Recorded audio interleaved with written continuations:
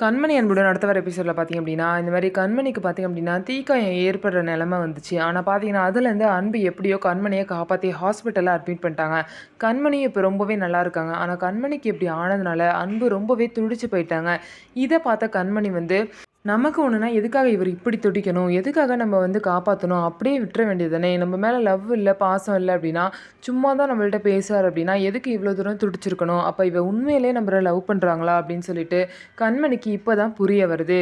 அப்போ வெண்ணிலா சொன்னதெல்லாம் பொய்யா, வெண்ணிலா தான் தப்பாக புரிஞ்சுட்டு இருந்திருக்கா, அன்பு உண்மையிலே நம்ம லவ் பண்ணுறாரு அப்படின்னு சொல்லிட்டு கண்மணிக்கு நல்லா புரிய வருது. அதுக்கப்புறம் பார்த்திங்கன்னா அவங்க வந்து தன்னோட லவ்வை வந்து அன்புக்கிட்ட சொல்லணும்னு ஆசைப்பட்றாங்க. அதனால பார்த்திங்க அப்படின்னா அன்பு கூட டான்ஸ் ஆடுற மாதிரி, அன்புவை கிஸ் பண்ணுற மாதிரி இந்த மாதிரிலாம் வந்து அடிக்கடி அவங்களுக்கு தோணிக்கிட்டே இருக்குது. அவங்கக்கிட்டே பார்த்திங்கன்னா அவங்க மனசாட்சிக்கிட்டேயே அவங்க வந்து காதலை வந்து சொல்லி பார்க்குறாங்க.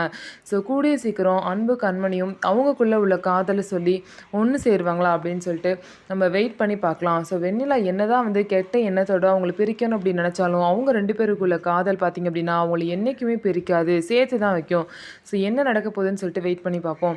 நம்ம வீடியோ உங்களுக்கு பிடிச்சிருந்தா நம்ம வீடியோவை லைக் பண்ணிக்கோங்க. மறக்காமல் நம்மளோட சேனலை சப்ஸ்கிரைப் பண்ணிவிட்டு பாருங்கள்.